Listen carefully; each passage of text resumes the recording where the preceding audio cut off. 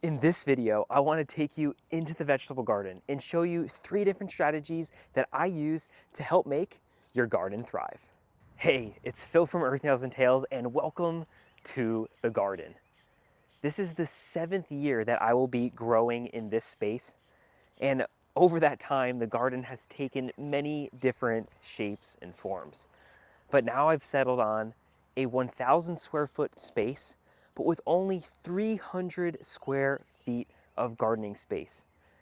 My total property is about 1/3 of an acre, and I'm only growing in 300 square feet. This garden alone used to have over 500 square feet of growing space, but over the course of 7 years, I have learned a ton of tips and strategies that allow me to pack in a ton of production in a relatively small space. I want to show you today everything that I'm growing in every single raised bed inside the garden and what my plans are for 2025. And as I talk about this, I'm going to show you 3 different strategies that I know and love that allow me to get this type of beautiful productivity. For this raised bed right here, you can see it's loaded with greens. I've got different types of lettuce in a row. I've got some arugula and also some mixed greens. This is perfect for salads. But in this bed, I've also interplanted some carrots. So I've got 2 beautiful rows of greens, and then in between them, which haven't really sprouted yet or are just starting to sprout, we've got 3 rows of carrots. So I'll be enjoying some salad greens for the beginning of spring, and then those carrots are eventually going to grow and take over and spread out as the lettuce fades out, and then we'll be able to harvest some carrots later on in the spring and early summer. So you can see we're already getting 2 different, actually 1, 2, 3, 4 different types of crops in this raised bed just in the spring alone. That doesn't even mean what I'm going to be planting after I pull the carrots out. But we're going to talk more about that later. In this raised bed right here, as you can see, it's completely empty. And I always love to leave a space for vision, for creativity. Hey, maybe I planted a little bit of extra of something this year. Well, now I have the space. I've learned that I always plant a little extra of something, and it's never the same from year to year, but I like to leave a bed completely open for me to experiment. But one thing I will tell you, and this is my first tip, never plant anything alone. You probably noticed it in the first garden bed by itself. 4 different crops in the same bed. Plant a diversity of plants in the same garden bed. Don't just plant the same type of plant in an individual garden bed. And what this strategy is called is companion planting. There's so many benefits to this. And alone, if you're planting a variety of crops in the bed, those different plants are pulling different types of nutrients out of the soil. So you're going to get more of a balance of nutrient use from bed to bed to bed, especially over the year as you plant different crops in every single raised bed. So now I don't have to worry about fertilizing my beds in any specific or special way because they're all being companion planting. All of the nutrients are being used in very similar ways. So at the beginning, in the middle of every year, I can go back and amend all of my beds to supply the nutrients and the biological life that it needs in order to thrive from year to year to year, which makes the maintenance really simple. Another example, as you can see, I've got a lot of cabbage type plants mixed in here, but I'm also going to be planting some peas in here, some nasturtiums. So we're going to be having plants that are growing as our main crop, which we have our cabbages and our cauliflower in here, but then we're also going to have peas that are fixing the soil, adding nitrogen back to the soil, replenishing the soil, and then nasturtiums are going to help to keep those pests and those bugs at bay. So there are so many benefits to planting multiple types of plants in an individual bed. In this garden bed here, I've got my tomato cages, and you might think that I'm growing tomatoes, but that's what that's for behind me. I love to use my tomato cages for growing peppers, and I'll put a link to another video down in the description to tell you exactly why. But from my experience, they just create amazing structure for pretty much any type of pepper plant.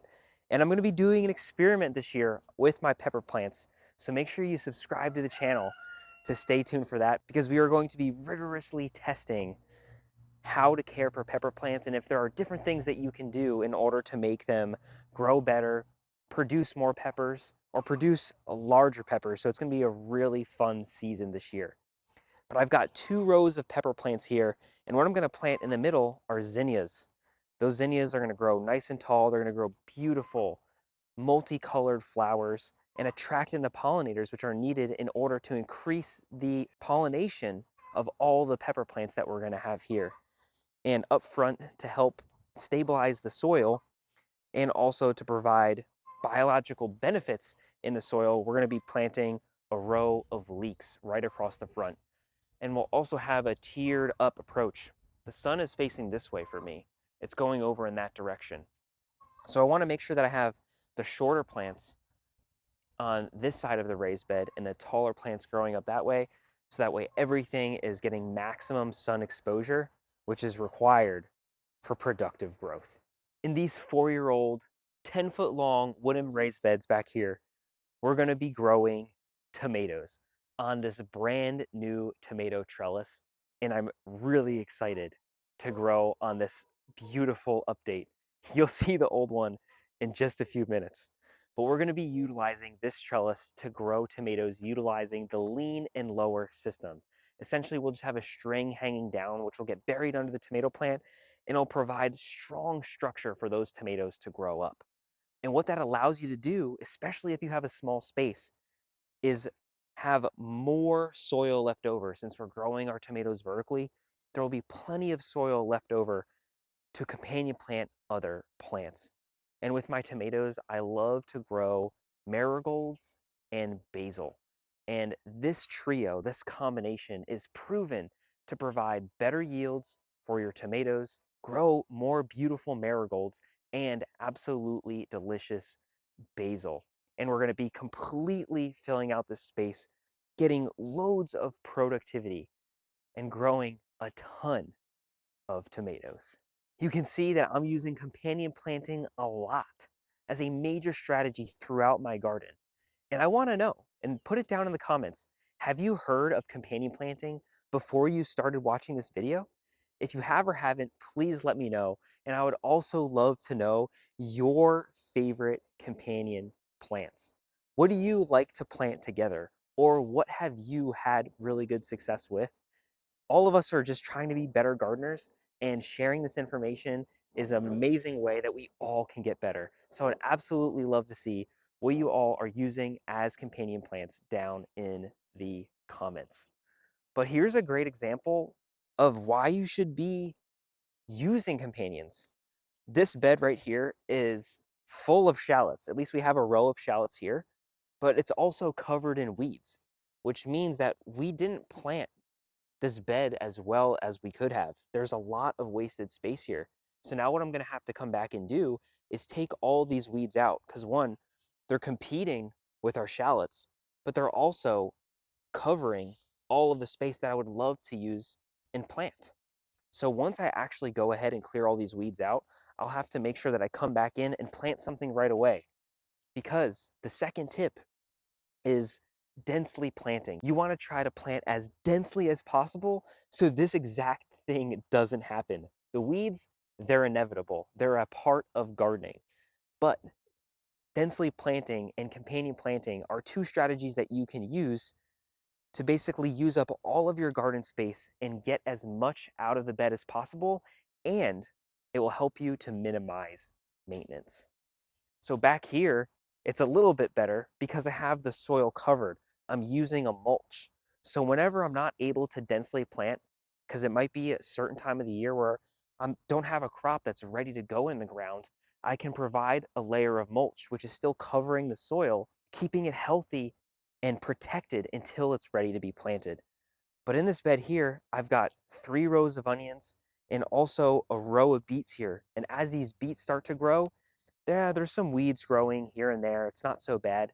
But as those beautiful beet greens start to really leaf out and grow, they're gonna create a great canopy over that whole raised bed and essentially shade out all of the weeds. I love it. The case is very similar for the 2 raised beds that I have back here. We've got another 3 rows of onions, and here I've went ahead and planned for the future and planted some Jericho lettuce. Where I'm growing in southeastern Virginia, it can get really hot really fast. And if you don't plant the right varieties of plants, you could see them go to seed very quickly. For example, lettuce can be pretty heat sensitive. And if it gets too hot too quickly, you'll see it grow a stalk, form flowers, and then go to seed. And then you pretty much missed your lettuce crop. So growing a variety like Jericho is a heat tolerant variety. It can take those temperature swings that we typically experience here and allow me to have lettuce for a long time, even into the summer. So that's a bonus tip for you right there. One of the things that I'm really excited about creating this year, and something that has been asked over and over and over, is how to build these DIY raised beds right here. I've got a 3 foot by 6 foot version and a 6 foot by 2 foot version right here. And I can't tell you the number of times someone asked me, how do you build those raised beds? How do you build those raised beds? How do you build those raised beds? So I'm telling you now that very, very soon there will be a full DIY video on how to build these raised beds coming out on the channel. So make sure you like this video, subscribe to our channel, and make sure you turn on that bell. Click the bell, that notification button, so literally the second it comes out, you'll be notified and you can finally know how I build these beautiful raised beds. Continuing on, these raised beds are always my pride and joy. 2 beautiful raised beds, just full of garlic, and they are looking so good. In the past, I've actually left spaces where I didn't plant garlic because what I like to do is plant tomatoes, interplant tomatoes with my garlic as they're growing. But this year I decided, you know what? I want to grow more garlic. I want to use all of the space I possibly can, and these 2 raised beds are just packed full of it. And I said before, I'm growing my tomatoes in the raised beds over there this year because I wanted to provide or create an update for this lean and lower trellis. It has served me so well, but I needed an update. As you can see, it's not in the best of shape, but that's all right. If you want to see that update build from going from this trellis to the new sleek metal design, I'll put a link to the video down in the description so you can watch exactly how to make that trellis as well. But if I'm not planting tomatoes in this bed this year, what am I going to plant? And this is where the third tip comes along, and that is succession planting. And what that means is we're not going to just grow one type of crop in an individual garden bed, ever. We always want to have something growing in the garden. It's good for you because you're going to get more out of the garden, but it's also good for the soil because the soil wants to be planted.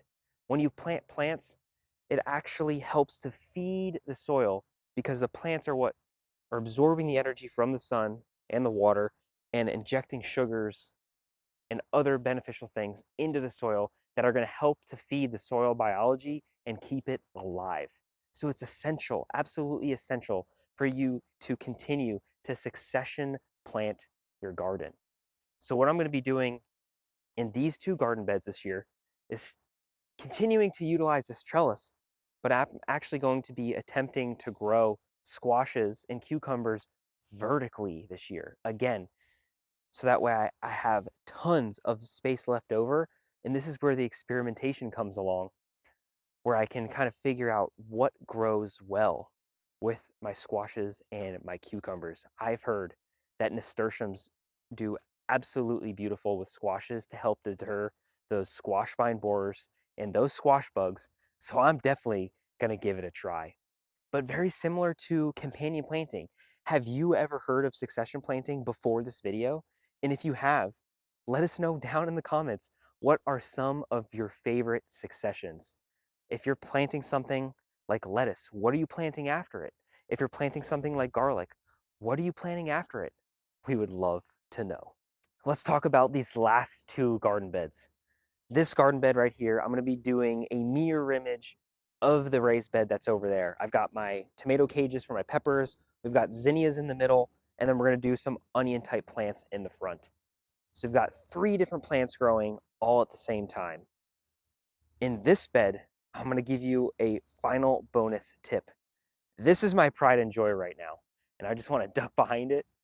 It's full of beautiful cauliflower, and we're growing 3 different types, a white, an orange, and a purple, and I'm really excited about that.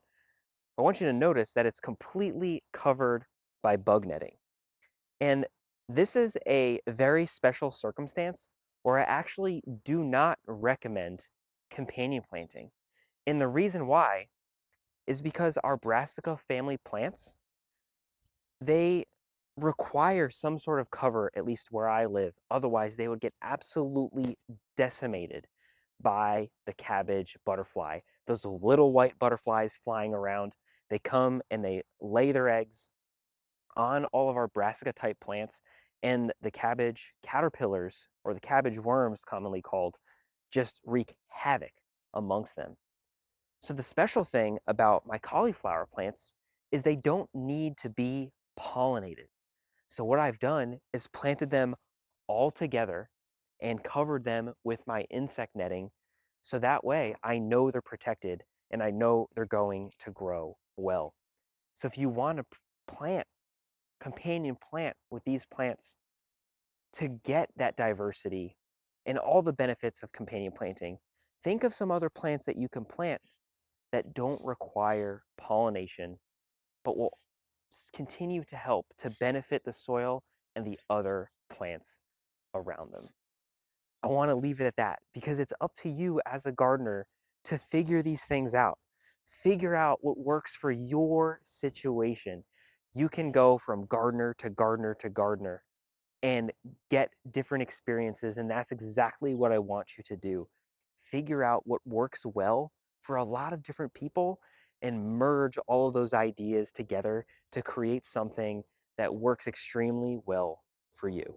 Well, that's going to sum things up for today's video, and I hope you're able to go and apply these 3 strategies and the bonus strategies that we talked about in this video to your garden. They make a huge difference. I'm telling you, such a big difference in the overall productivity, beauty, and honestly, the amount of maintenance that you're not going to have to do anymore inside of your garden. These 3 strategies are really what began to set me apart 2 to 3 years ago, and it's what made gardening truly fun because you're just growing a variety of plants in all of your different garden beds. You're growing vegetables, you're growing herbs and flowers and fruits all intermingled together, and it just makes going out into the garden so much fun. But it doesn't end here. This is just the beginning. And as you can see, we have so much planned for this year out in the garden. Just to give you some sneak peeks, if you have came this far in the video, we're going to be going deeper into companion planting strategies, disease and pest prevention strategies. We're going to be building these beautiful raised beds for our garden. We're going to be going into fertility even deeper, as well as watering and maybe even building our own drip irrigation systems. So we have a jam-packed year ahead. And I really hope you stick around, subscribe to the channel. I cannot wait to bring you along and also gain your feedback and your experience down in the comments. And who knows, maybe from all of the interactions that we have from our audience, we'll be able to create some amazing content for you this year. So make sure you subscribe, turn on those notifications by hitting that little bell, and I cannot wait to see you in the next video.